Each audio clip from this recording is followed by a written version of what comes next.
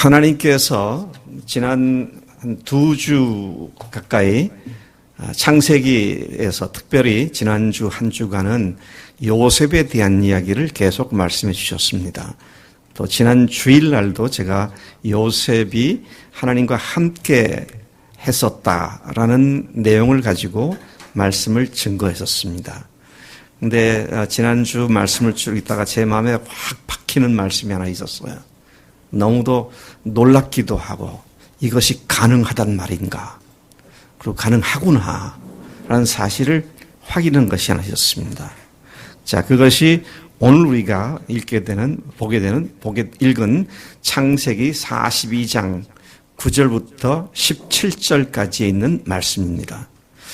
여러분, 우리는 누군가에 의해서 우리의 삶이 파괴되었거나 그 일로 말해 가정이 파탄 지경에 이르게 되면 그렇게 내 인생, 내 가정을 파괴한 사람을 평생 용서하지 못할 것입니다. 그냥 상상을 해봐도 그럴 것 같아요. 내 인생을 짓밟아버리고 가정을 파괴시킨 사람을 어떻게 용서할 수 있겠습니까?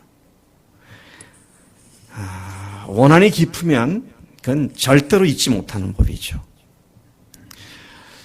제가 오늘 설교 모두에서 이 원한에 관한 이야기를 생각하다가 6.25 노래가 생각이 났어요. 제가 아는 노래 중에 원한으로 가득 찬 노래 중에 대표적인 것이 6.25 노래가 아닐까. 이지랴 어찌 우리 이날을. 그래서 제가 동영상을 준비했습니다. 6.25 노래를 한번 들어봅시다. 어떻게 원한을 품고 지금 노래를 하는가, 원한에 맞춰서 한번 들어보겠습니다.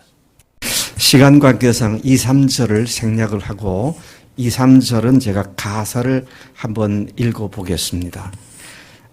이지랴 어찌 우리 이날을 불의의 역도들을 맷도적, 산적이란 말입니다. 맷도적 오랑캐를 하늘의 힘을 빌어 모조리 쳐부수어 흘러온 값진 피에 원한을 풀으리. 3절 이지랴 어찌 우리 이날을 정의는 이기는 것, 이기고야 마는 것, 자유를 위하여 싸우고 또 싸워 다시는 이런 날이 오지 않게 하리.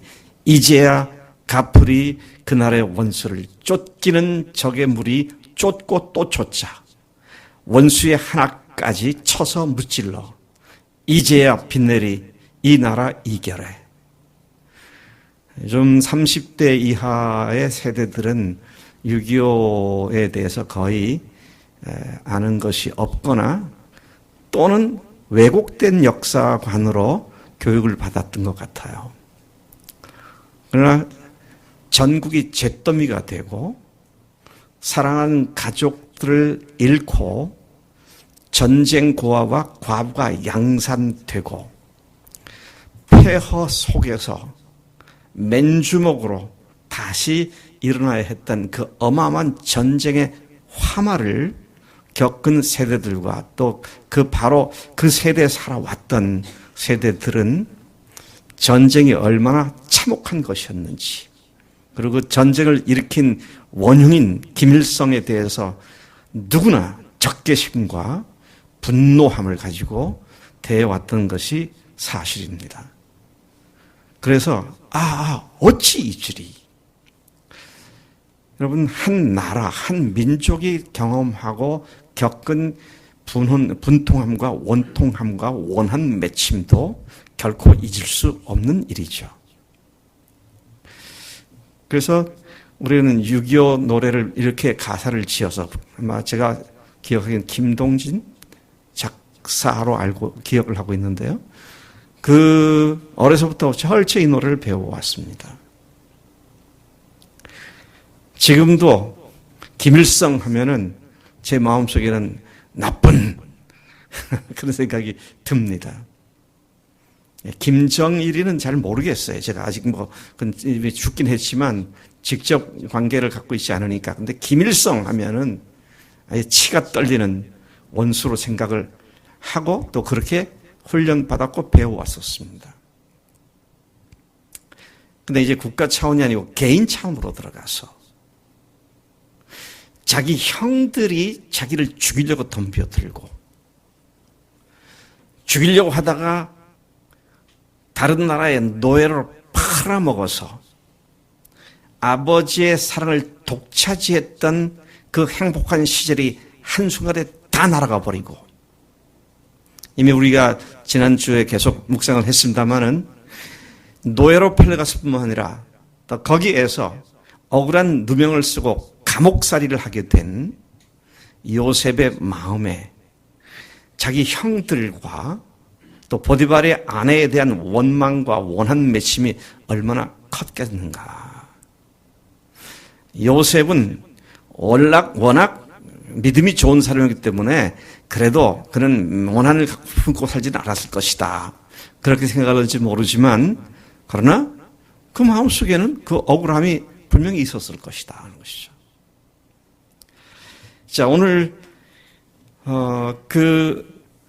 요셉이 그 가혹한 세월이 지난 뒤에 하나님의 특별하신 은혜와 섭리로 바로의 꿈을 해석하고 그리고 그 방비책을 제시함으로써 한순간에 일거에 초강대국 애굽의 총리가 되었던 사실을 우리가 잘 알고 있습니다.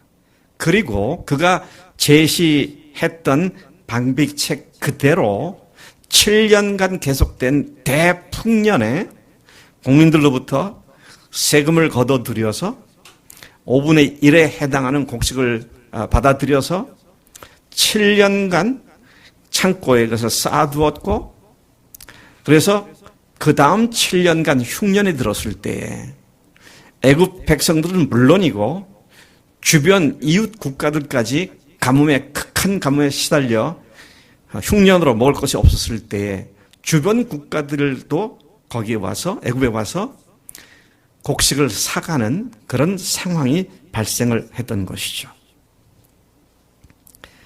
오늘 읽은 본문 말씀은 그렇게 대흉년이 들어서 얼마 안 돼요.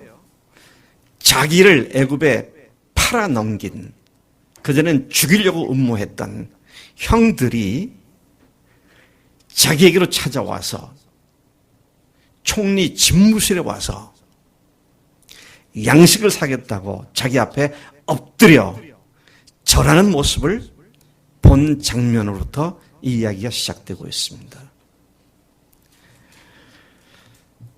참 기가 막힌 장면입니다. 기가 막힌 장면이에요. 요셉은 자신을 노예로 팔아버린 형들이 자기 앞에 와서 머리를 조아리고 무릎 꿇고 절하고 식량을 구할 때 즉각적으로 그들이 자기 형들인 것을 알아보았습니다. 6절과 7절, 우리가 지금 9절부터 읽었는데요. 6절과 7절을 가서 보면 곡식을 사기 위해 요셉의 형들이 와서 그 앞에서 땅에 엎드려 절할 때에 요셉이 보고 형들인 줄 알았지만 모른 채 하고 엄한 목소리로 너희가 어디서 왔느냐? 그렇게 물었습니다. 그리고 그들은 곡물을 사려고 가나안 땅에서 왔습니다. 그렇게 대답을 하죠. 8절이 그걸 분명히 하고 있습니다.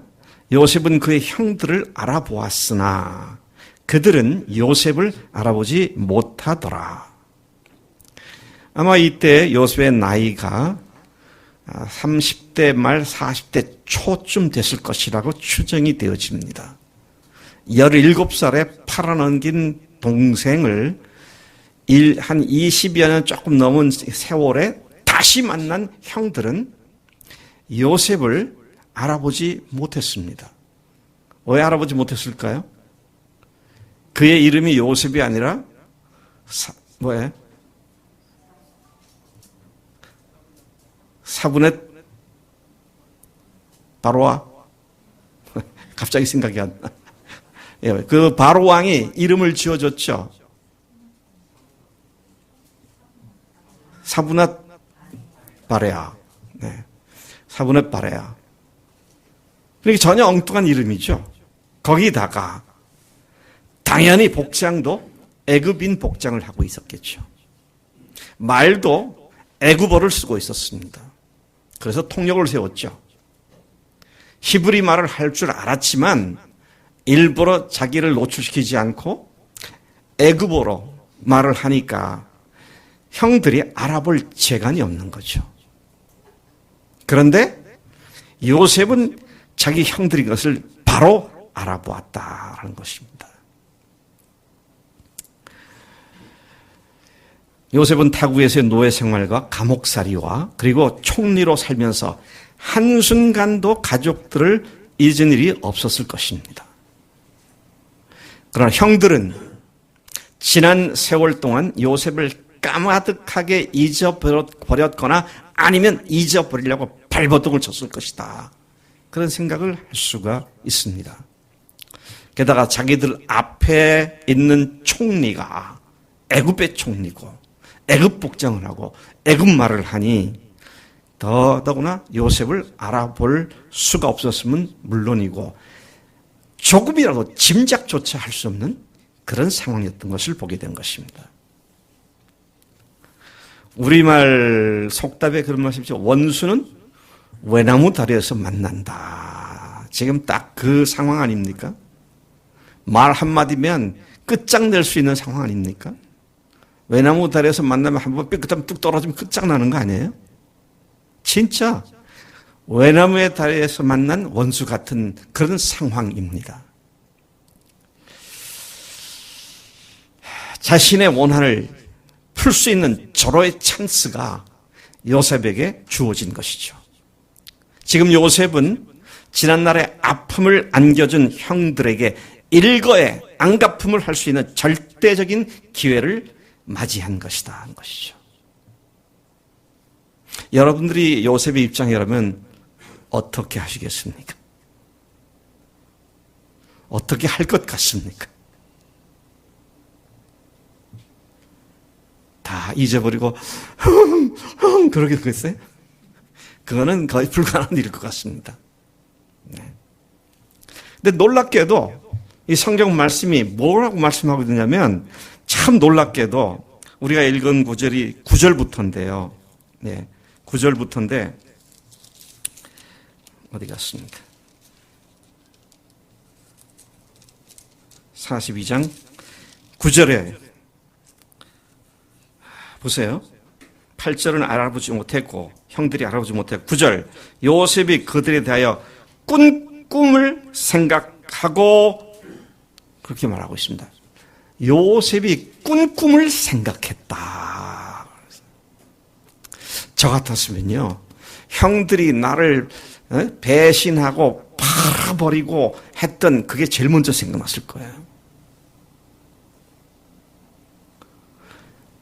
와, 자기가 꾼 꿈을 생각했지 형들이 한 일을 생각하지 않았습니다. 참 상상하기 어려운 요셉의 반응입니다.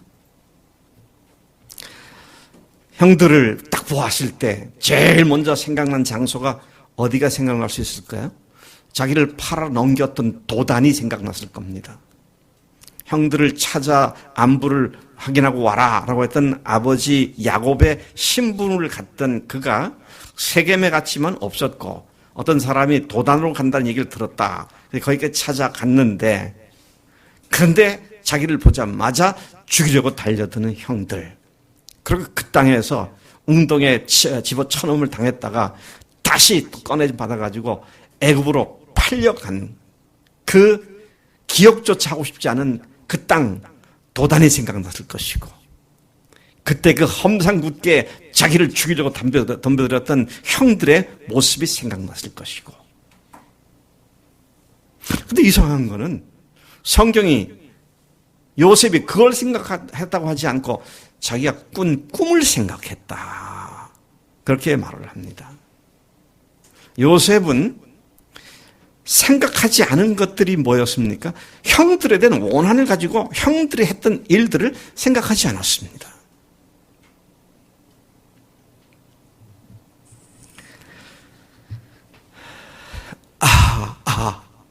어찌 잊으랴. 내가 팔려갔던 그날을, 원수 같은 형들이 나를 죽여던 그날을. 예? 그러면서 평생 원한 맺힌 삶을 살아왔을 그인데, 근데 형을 보자마자 그 생각을 하지 않고 자기가 꾼 꿈을 생각을 했다. 혹시 성경이 잘못 기록된 건 아닌가? 그렇게 생각될 만큼 전혀 의외의 것을 요셉이 생각하고 있었다는 것을 보게 되는 것이죠. 여러분, 생각한다는 것은, 기억한다는 것은, 그랬다가 무엇을 딱 보게 되면 그때 그 일이 생각나고 기억나는 것은 거의 자동적인 일이죠. 근데 여기 보니까 지금 생각나지 않았습니다. 생각난 것이 꿈이었지, 형들이 한 일들이 생각났다고 기록하지 않고 있습니다. 여러분, 의도적으로 생각을 떠올려가지고 내가 이러면 안 되지, 꿈만 생각하자, 이거 아니고요. 딱 보았을 때 생각난 것이 자기가 꾸었던 꿈을 생각. 왜? 그 형들이 지금 앞에서 무릎 꿇었잖아요. 네? 요셉은 자기를 괴롭혔던 형들의 그 못된 짓을 기억하지 않았습니다.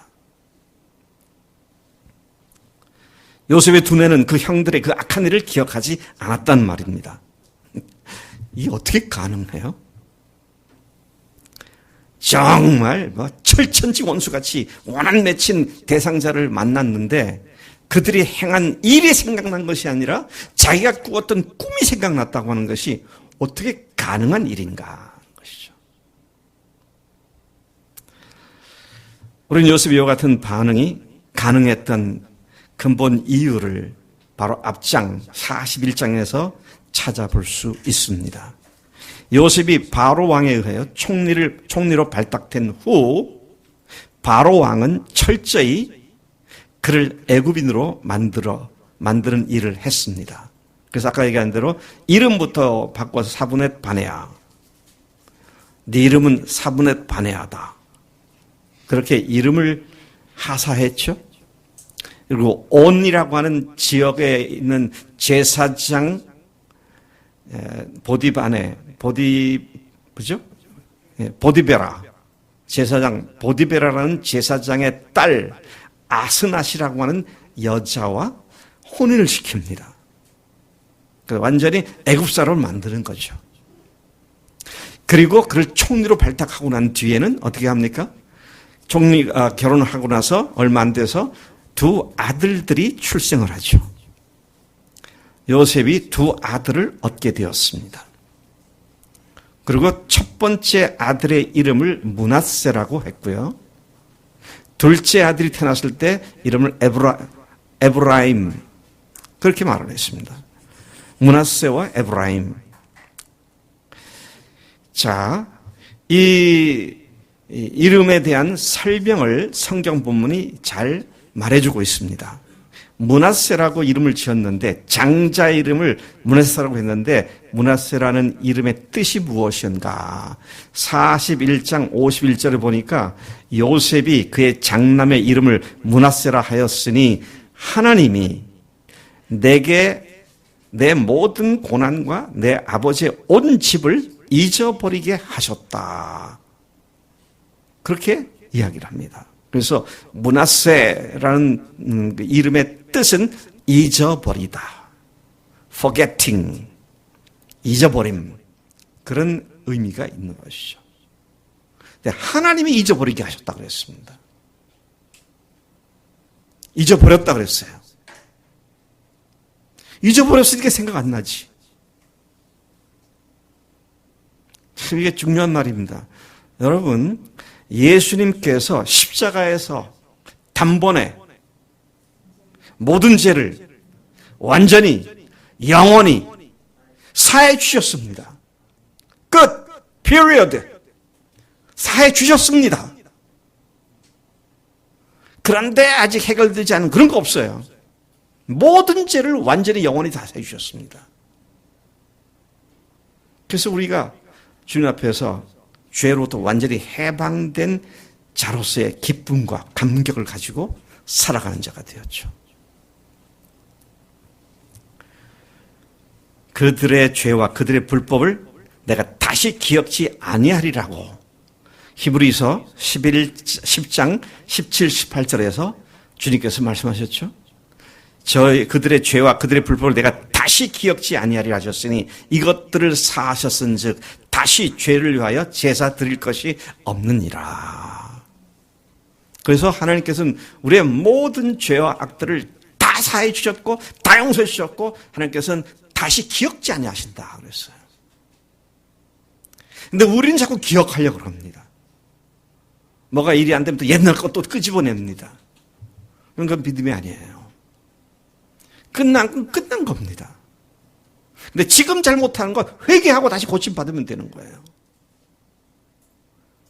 우리는 다른 땅에 지금 발을 딛고 사는 겁니다. 그래서 요셉이 원한 맺힌 일들을 한 형들에 대해서 하나님께서 잊게 하셨다. 그 말씀대로 그는 잊어버리고 있었습니다. He was ready. 준비되어 있었어요. To forgive. 그들을 용서할 준비가 되어 있는 사람이었습니다.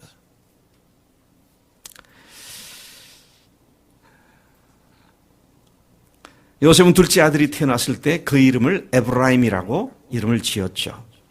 창세기 역시 41장 52절을 보니까 차남의 이름을 에브라임이라 하였으니, 그러면서 그 에브라임이라는 이름의 뜻이 뭐냐? 하나님이 나를 내가 수고한 땅에서 번성하게 하셨다 함이었더라. 그러니까 번성케 함, 창성케 함, 그런 의미가 에브라임이죠. 므낫세라는 십자가에서 우리의 모든 죄악을 기억지 않으시는 주님 안에서 우리도 과거에 괴롭고 원통하고 억울한 일들을 모두 그분께 맡기고 잊은 자가 되었습니다. 그리고 이제는 부활하신 예수님과 함께 에브라임으로 들어온, 에브라임의 상태에 들어온 자들이다. 번성케 하시는 땅에 발을 딛고 사는 자들이 되었다는 것입니다. 이제 하는 거 봐서 잘하면 그렇게 해주겠다가 아니고요. 십자가 사건으로 그 땅에서 완전히 끝나버렸고, 이제는 에브라임 땅으로 옮겨져서 하나님께서 우리를 번성케 하시고 창성케 하는 복된 땅으로 옮겨주셨다는 것이죠. 우리의 삶의 근거와 우리의 삶의 바탕 자체가 다른 곳으로 옮겨졌다는 것입니다. 여러분, 이름은 부르라고 짓는 것이죠. 우리 현준이, 최현준, 내 이름 불렀잖아 지금. 근데 이름이 없으면 저 구석에 앉아있는 그 키 좀 큰 형제 뭐 그렇게 말해야겠지. 근데 현준아 그렇게 부르니까 쉽게 알아듣죠. 근데 성경은 보면 이름을 통해서 그 사람이 그 사람 됨을 확고하게 만드는 경우가 굉장히 많아요. 예를 들어서 이삭을 예를 들어보겠습니다. 이삭의 이름의 뜻이 뭐예요? 웃음입니다. 그러니까 사실은 야 이삭아라고 부를 때 야 웃음아 그렇게 부른 거죠. 왜 그렇게 불렀을까요? 부를 때마다 하나님께서 사라한테 네가 내년 이맘때 아들을 낳을 것이 하니까 사라가 호호호호 숨어서 웃었잖아요. 그가 그 부를 때마다 그렇게 이삭이라는 이름을 부를 때마다 자기가 하나님 앞에서 웃었던 그걸 상기시켜 주시는 하나님의 배려가 바로 그런 뜻이었구나 생각을 합니다. 그런데 지금 므낫세라는 이름을 부를 때마다 사람들은 누굽니까? 요셉은 뭘 생각했을까요? 그렇지, 나는 잊은 사람이지. 다 끝난 문제지. 부를 때마다 그랬을 것 같아. 에브라임, 야 둘째야 에브라임아 부를 때 나는 번성의 땅에 살고 있는 사람이지. 그 이름이 자신의 현재 스테이터스를, 현재 상황을 계속 상기시켜주는 그런 역할을 하는 것이죠. 그래서 아까 우리 강성일 형제가 예수님의 이름표에다가 그 먹칠을 하지 말아야 한다. 그런 간증을 했는데, 저도 제 이름의 뜻을 잘 알고 있어요. 그 이름의 뜻이 뭐냐면, 꽃뿌리 영화영. 그죠? 영어 할 때 영자입니다. 철은 맑을 철 또는 밝을 철입니다. 그래서 제가 그것을 그 뜻을 알고 난 뒤에 제가 이렇게 풋풀이를 하고 늘 내 이름값을 해야겠다. 영화영 또는 영웅영익이라고 합니다. 밝고 맑은 것은 복음인데 복음에 있어서 영웅 같은 삶을 살아야겠다. 그렇게 생각했어요. 내 이름이 그거다. 내 이름값을 해야겠다. 여러분, 우리는 더 이상 므낫세의 삶을 살지 않는 사람들이 된 줄로 믿습니다. 이제는 에브라임의 삶을 사는 사람들이 된 줄로 믿습니다. 이걸 믿음으로 선포하는 게 너무 귀중한 일입니다. 믿음으로 선포하는 것. 가면서 안영재 어디 있나? 응? 응? 저런. 아니, 난 내 설교 중에 영재 간증식이라고 딱 준비해놨는데 지금 보니 없어. 하여튼 딱 걸렸네. 예, 영재가 뭐 길게 쓰지 않았지만 간증을 쓴 내용을 보면 하여튼 뭐 내가 아들로서 누나의 동생으로서 조카 외삼촌으로서 교회에서 청년과 싱어로서 다양해진 내 위치 때문에 내가 정신이 없고 내가 힘들고 발버둥 치고 있다. 그랬는데 생각해보면 정말 내가 최선을 다했는가 질문을 던지게 되는 것 같다.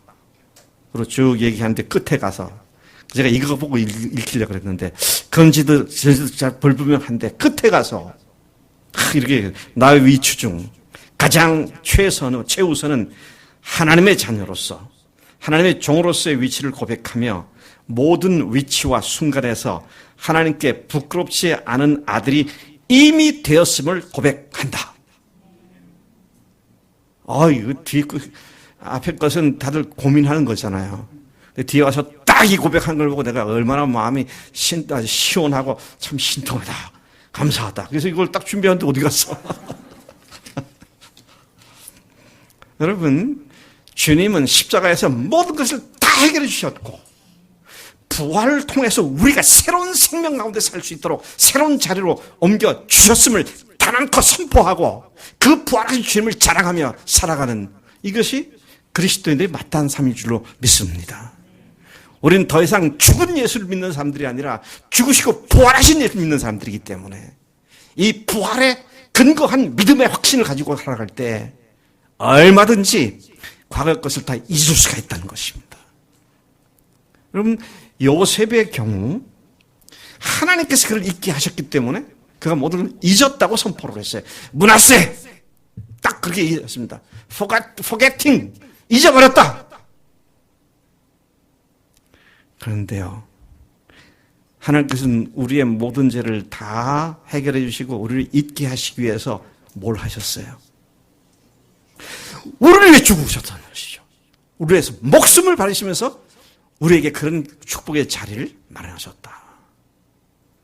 그리고 이제는 거기서 벗어나 새로운 번성의 축복의 약속의 땅에 들어가기 위해서 부활하셔서 십자가가 하나님의 십자가였던 것을 확증시키시고 이제는 지금 살아계신 주님과 함께 동행하는 그런 삶을 살게 한 것을 우리에게 마련해 주신 것이 말로만이 아니라 실제로 하나님께서 오셔서 죽으시고 부활하셔서 이 어마어마한 자리를 만들어 주셨다는 것이죠.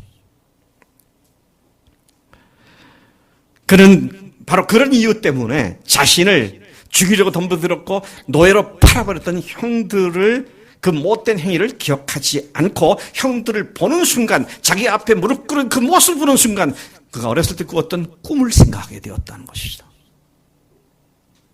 여러분, 우리가 무엇에 초점 맞추느냐 하는 것이 내가 어떤 사람이냐를 결정합니다. 내가 정말 지금 뭐에다가 주요 관심사로 여기고 내 관심의 초점을 맞추고 있느냐. 그게 그 사람이에요. 원한 맺힌 것 갖고 계속 그렇게 살면 그 사람은 원한을 가득 차 있는 사람인 거죠. 그런데 그 모든 것을 다 하나님께서 해결하셨음을 믿고 이제는 부활로 주님이 나와 함께 하시고 그 이름을 영광롭게 하는 그런 삶에 초점 맞춰 살겠다. 그러면 그 사람은 하나님의 영광을 위해 사는 사람이 되는 거죠.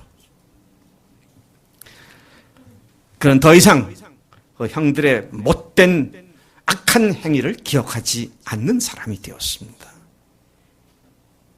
여러분 더 이상 여러분들을 괴롭히는 과거에 매이지 마시길 바랍니다. 그게 전형적인 마귀의 수법입니다.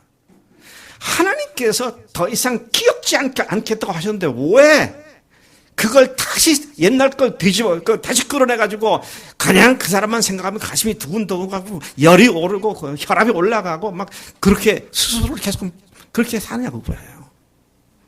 이미 우리가 끝났습니다. 주님께서 우리로 하여금 주님 자신이 먼저 잊어버리셨고 이제 우리로 있게 하셨기 때문에 우리가 그것을 다시 끌어내서 그것에 스스로 고통을 당할 하등의 이유가 없다는 것입니다. 요셉은 그걸 기억하지 않았고 뭘 기억했습니까? 자기가 꾼 꿈을 기억했습니다. 9절 말씀에 요셉이 그들에게 대하여 꾼 꿈을 생각하고 놀랍게도 요셉은 그 못된 짓을 한 형들을 만났을 때 자신이 어렸을 때 꾸었던 꿈을 기억하고 그 꿈을 생각했다는 말인 것이죠.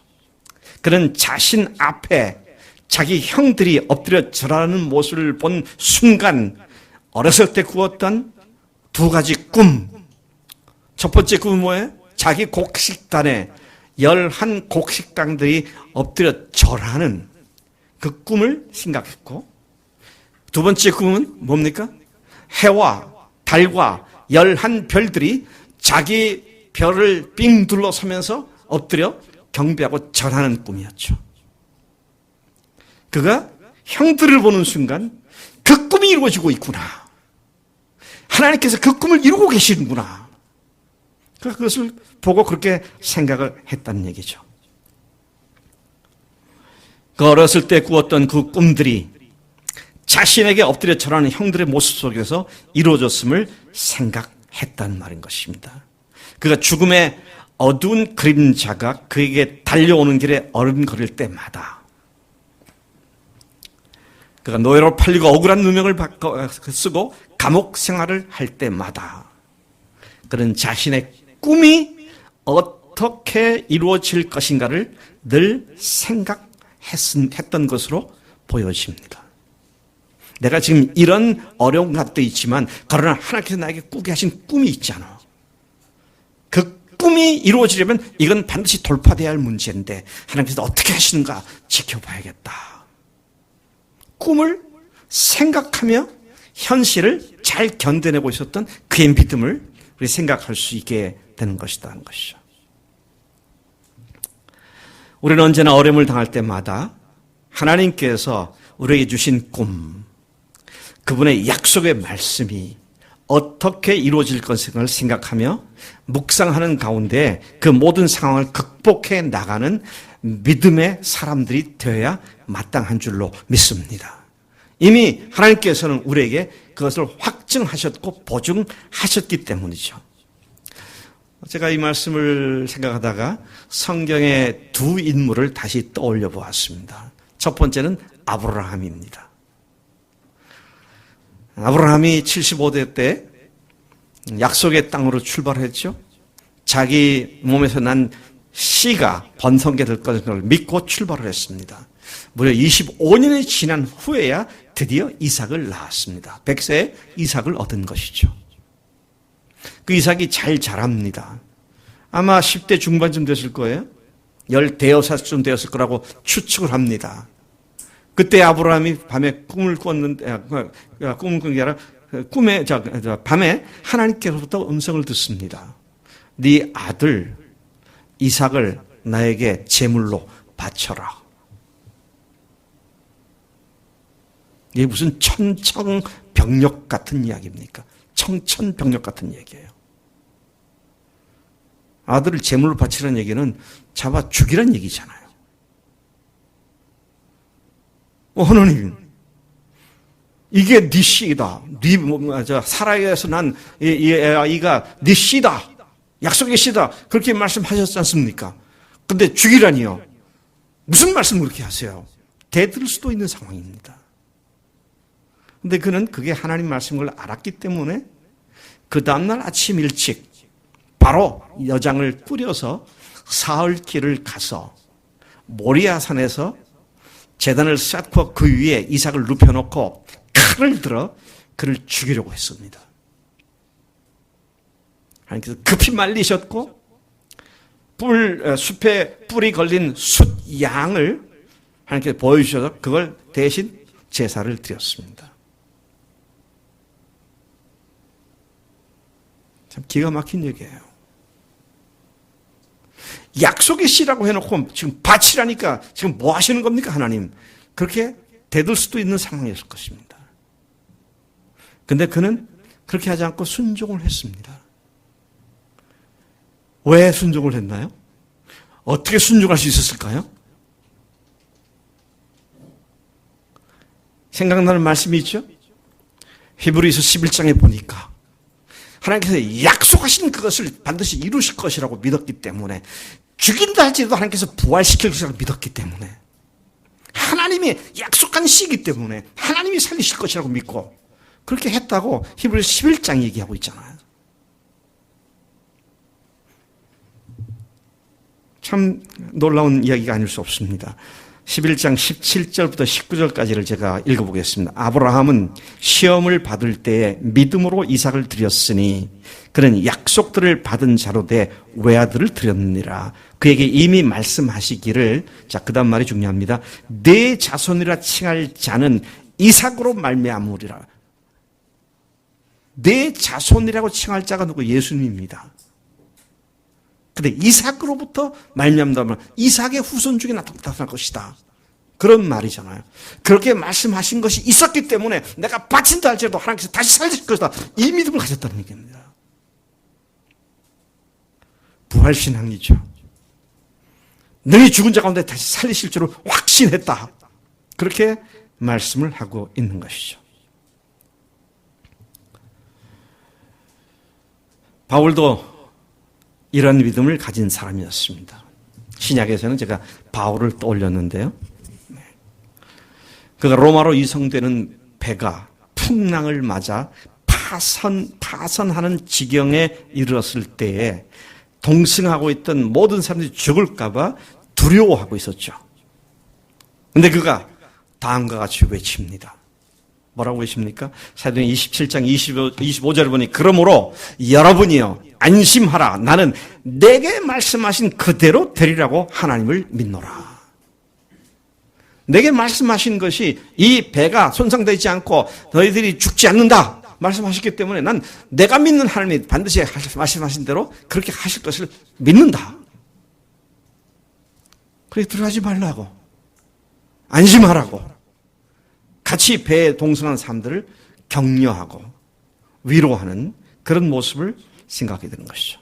지금 요셉은 비록 오랜 생활 동안을 돌고 돌아왔지만 드디어 자신의 꿈을 이루시는 하나님 앞에서 그가 꾸었던 꿈을 기억하고 생각하고 있는 것입니다. 믿음의 사람들은 우여곡절 끝에 도달하는 하나님의 약속, 곧 하나님이 주신 꿈을 생각하고 그것이 어떻게 이루어질지를 주목하고 살아가는 사람들이다 하는 것이죠. 자, 이 꿈을 생각하면서 요셉이 한 것이 뭡니까? 이제는 그 꿈을 확실하게 이루기 위하여 그 다음 조치를 취하는 것을 보게 됩니다. 요셉은 형들을 보면서 드디어 자신의 꿈이 이루어지고 있음을 알게 되었고 그 꿈을 온전히 이루기 위하여 매우 지혜롭게 그 다음 과정을 시작하고 있습니다. 그는 엉뚱하게도 형들을 정탐꾼으로 몰아붙였습니다. 스파이로 몰아붙인 겁니다. 그리고 그들이 결백을 증명하려면 집에 있다는 막내 동생 베냐민을 데려와야 너희들이 풀려날 것이다. 막내 동생 데려와라. 이렇게 그 형들을 압박을 했습니다. 이것은 보복이 아니라 자신의 꿈을 온전히 이루게 하려고 하는 행위였음을 우리가 보게 됩니다. 훗날 온 가족을 데려오게 하여 애굽에서 그들을 보호하고 번성하게 한 사실로 그날 그가 했던 이 이야기가 보복이 아니라 온 가족들을 구원하는 지혜로운 방법이었음을 증명하게 되었던 것이죠. 우리에게 주님은 교회의 꿈을 주셨습니다. 온 세상에 구멍을 기운 복음을 전하여 영혼들을 구원하고 교회다운 교회, 건강한 교회를 세우는 일이 각곳에 번져나가는 꿈을 주셨습니다. 은비자매가 아까 간증을 했어요. 교회를 다니는 것도 어렸을 때 다녔어요. 제가 알기로는 IBF에서, 대학 다닐 때 IBF에서 열심히 다녔죠. 또 다른 교회에서 열심히 청년부 활동을 했죠. 그다가 몇 수년 동안 교회를 안 나오다가 배인의 자매랑 다시 만나가지고 우리 교회에 왔고, 아까 간증을 보니까 지난 3개월 동안 아하, 부활이 그것이고 예수님이 단순히 구세주가 아니라 주님이시구나, 이 사실을 확실하게 알게 되면서 놀라운 감격스러운 은혜 가운데 살고 있음을 고백하는 걸 들었습니다.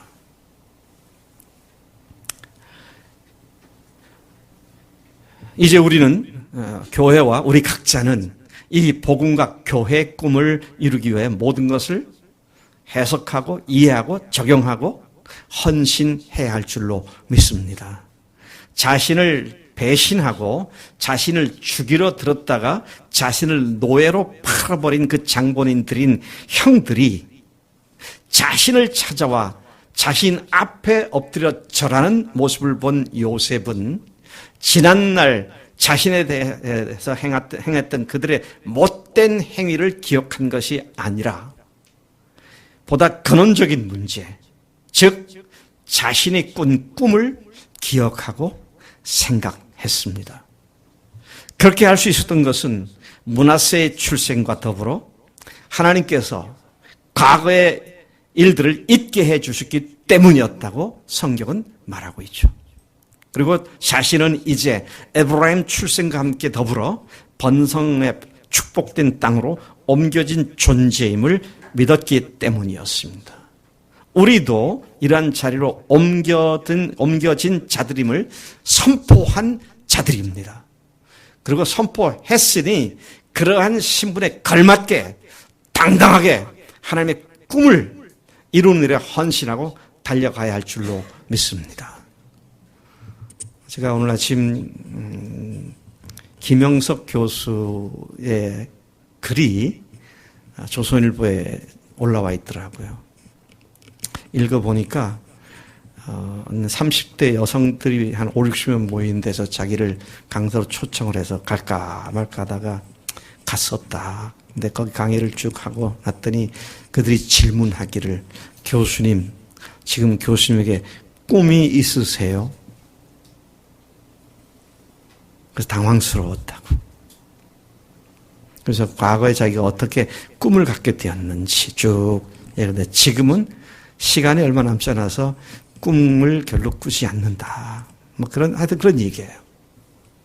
제가 김영석 교수의 그 글을 오늘 설교 모두에 인용해 올까 하다가 그냥 그건 다 설교 준비 끝난 뒤에 그걸 봤기 때문에 그냥 뒤끝에 정한 얘기를 하고 있습니다만은, 제가 여러분들에게 똑같은 질문을 하겠습니다. 여러분에게 꿈이 있습니까? 잘 먹고 잘 살고 우리 집 번성하고 아들 딸 잘 살고 그런 꿈인가요? 네. 교회와 복음과 하나님의 영광을 위한 꿈, 이것에 견줄 수 있는 위대한 꿈은 없습니다. 오늘 하나님께서 요셉을 통하여 우리가 어떤 상황도 이젠 더 이상 아픈 과거를 기억하지 말고 주 앞으로만 계속 달려가는 그런 삶이 되어야 할 줄로 믿습니다. 상담 심리를 하는 사람들, 뭘 찾아서 사람들의 문제를 해결하기 위해서 뭘 찾는데 초집중을 하고 있나요? 민원이 사람들 상담할 때 사람들의 문제를 해결해 주기 위해서 상담가가 뭘 찾으려고 아주 기를 쓰고 있어? 그 사람의 상처를 찾기 위해서. 상처를 찾아 해결할 수 있으니까. 여러분, 그리스도인들이 더 이상 상처 얘기하지 마세요. We forgot. 우리 다 잊어버렸습니다. 상처를 준 사람에 대한 원한도 없어요. 하나님께서 이제 나를 어떻게 쓰실 것인가.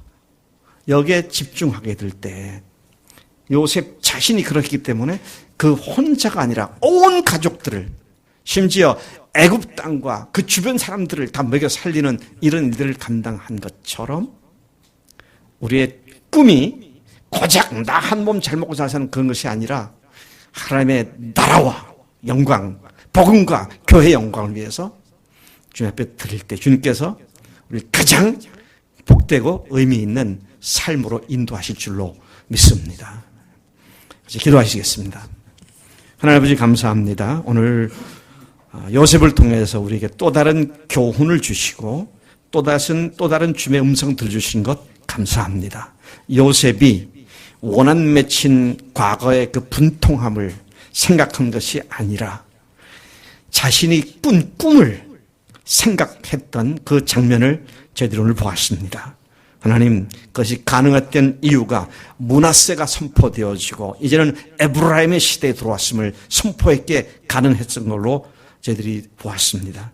우리는 십자가로 선포된 완전한 해결이 부활로 새로운 삶으로 시작된 놀라운 은혜 가운데 있음을 선포하며 고백합니다. 사랑하는 우리 믿음의 식구들이 이런 믿음을 가지고 과거에 매이지 아니하고 앞으로 주 앞에 더욱 적극적으로 헌신하는 귀한 삶이 되도록 인도하시는 줄로 믿습니다. 승리하는 삶을 살 수 있도록 인도하실 줄로 믿습니다. 감사하고 예수님의 이름으로 기도를 쌉나이다. 아멘. 아멘.